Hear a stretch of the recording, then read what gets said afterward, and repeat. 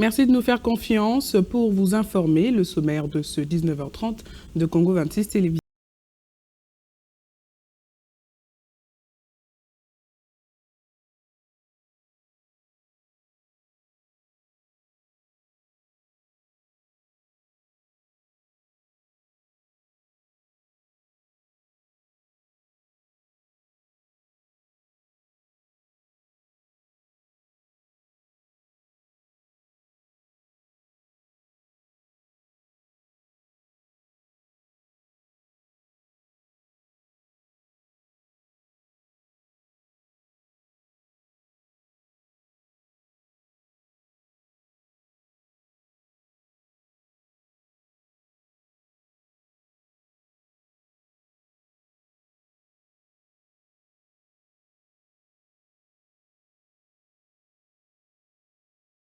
Allez-vous confortablement, l'essentiel est ici et c'est maintenant, Madame, Monsieur. C'est maintenant fixé, le procès Joseph Kabila s'ouvre ce vendredi 25 juillet devant la Haute Cour militaire à Kinshasa. Dans une dépêche qu'elle a publiée ce jeudi 24 juillet 2025, l'ex-chef de l'État répondra aux accusations portées contre lui par l'auditeur général des forces armées de la RDC dans une affaire à haut risque politique. La série d'ordonnances portant mise en place de certains établissements publics a servi de leçon aux tambourinaires et autres parfaits maîtres chanteurs familiers des médias. Pour certains de ces établissements publics, Félix Tshisekedi semble s'être tourné vers les membres de son lieu de culte pour l'aider à booster le pays. Suivez. Serait-ce un message fort du président de la République en direction des tambourinaires, communicateurs politiques patentés et autres parfaits maîtres chanteurs? La réponse affirmative est la mieux adaptée à la question. À la lumière du choix du président Tshisekedi, rendu public lors de la dernière mise en place, dans les entreprises et établissements publics, tout converge dans le sens de la déception du chef de l'État qui se tourne vers des personnalités inconnues. 80% d'entre elles viennent des milieux chrétiens. Des hommes craignant Dieu, pouvant conduire les charges publiques sans compression. Un nouvel idéal pour le chef de l'État placé devant l'obligation des résultats. Les tambourinaires ont sans conteste déçu le chef. Vive l'Église, corps du Christ. La Banque centrale du Congo a un nouveau gouverneur, André Ouamesso, remplace Madame Malangou Kabedi. Ainsi en a décidé le chef de l'État, Félix Tshisekedi, depuis mercredi. Mais qui est le nouveau patron de l'Institut d'émission monétaire du pays? Suivez. Jusque-là, directeur de cabinet adjoint du chef de l'État en charge de questions économiques et financières, André Ouamesso est économiste aguerri et fidèle collaborateur du président Félix-Antoine Tshisekedi Tshilombo. Il succède à Marie-France Kabedi à la Banque centrale du Congo. Avant son entrée au cabinet présidentiel, André Ouamesso figurait parmi les 5 ambassadeurs itinérants du président Tshisekedi. Son parcours dans les cercles du pouvoir l'a ensuite propulsé au cœur des décisions économiques, notamment comme coordonnateur principal de la campagne présidentielle de Félix Tshisekedi lors des scrutins de 2023. Il y avait structuré une équipe resserrée composée de profils techniques et politiques pour piloter la stratégie électorale du candidat président. Originaire du territoire de Songololo dans la province du Congo central, André Ouamesso est également député élu. Il est souvent présenté comme un technocrate rigoureux, doté d'une expertise reconnue en macroéconomie et en gestion publique. Plusieurs jours après avoir été déclaré introuvable dans sa juridiction, Jacques Kiaboula, gouverneur du Haut-Katanga, est réapparu près de sa résidence, suscitant des interrogations sur cette façon d'agir, loin de ressembler à un homme d'État. Des voix se lèvent pour exiger des éclaircissements sur cette affaire. Commentaire.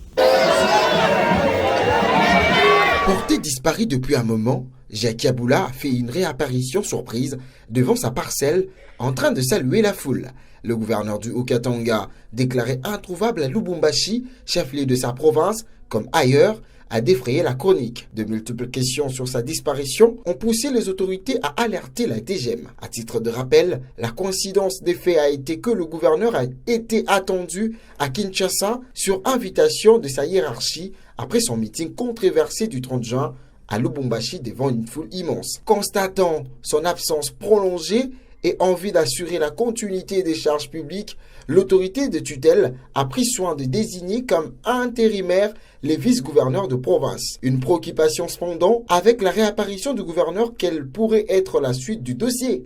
Le ministre Jacques Machabani va-t-il réactiver sa procédure? Quel sort attend le gouverneur Kiaboula? Ce sont là de préoccupations qui attendent de réponses appropriées.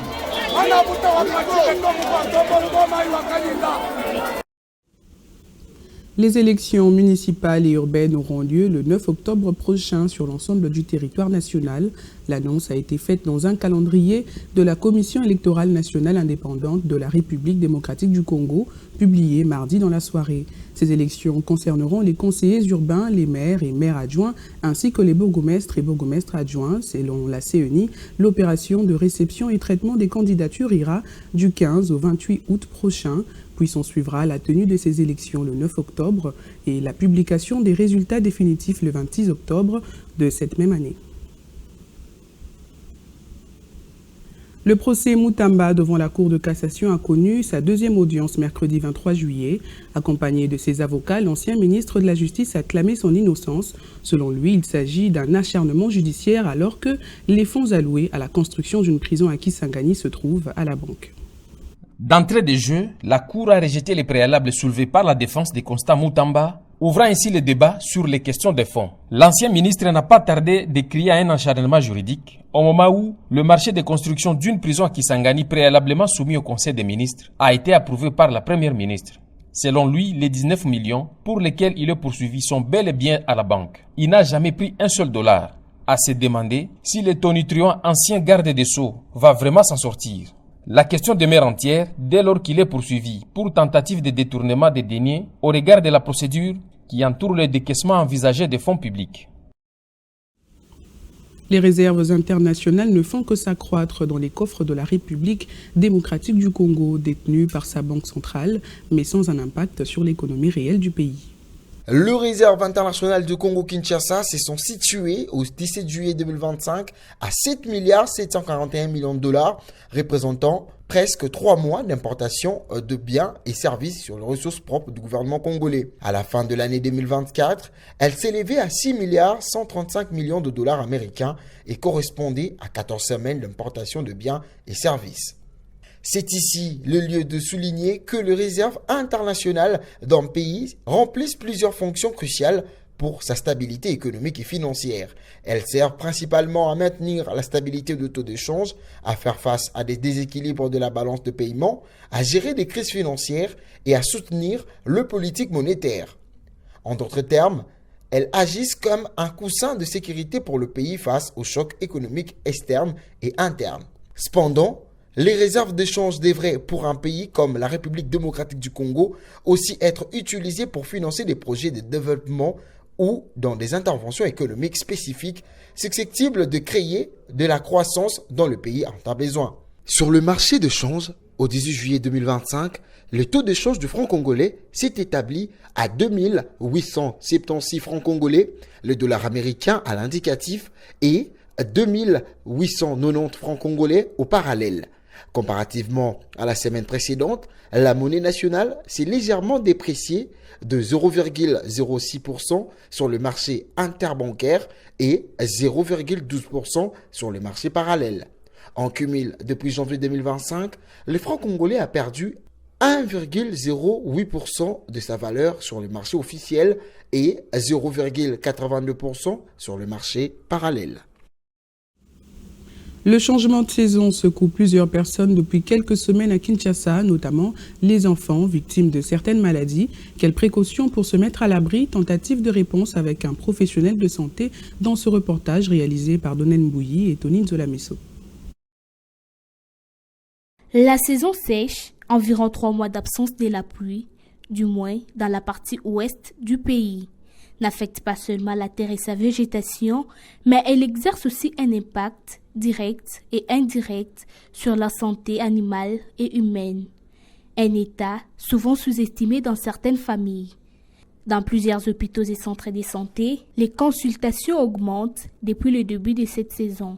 Toux, fièvre, maux de tête et de gorge et infections respiratoires. Des maladies liées à l'air sec, chargé de poussière et de froid. Nous avons des saisons en RDC, saison de pluie et saison sèche.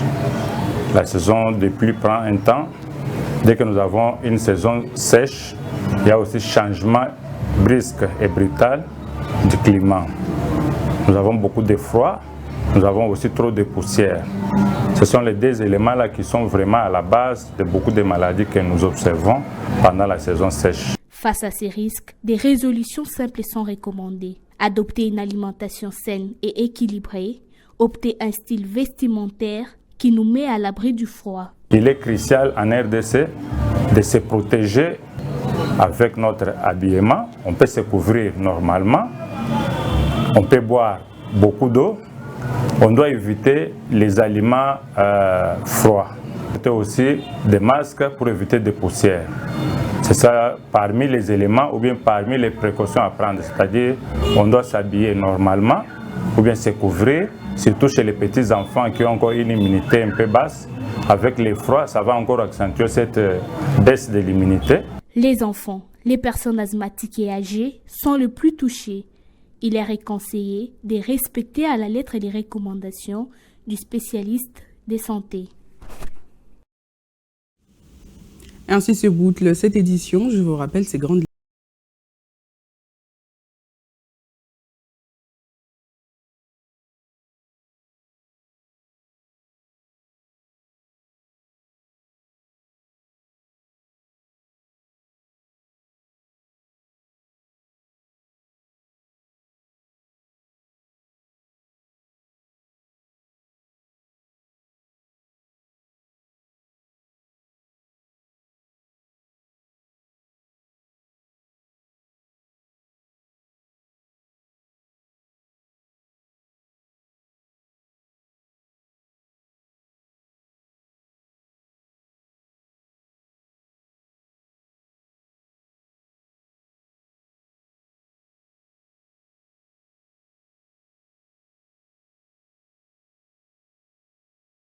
tous, merci d'avoir suivi ce journal et excellente suite de programmes sur la chaîne de l'Unité nationale.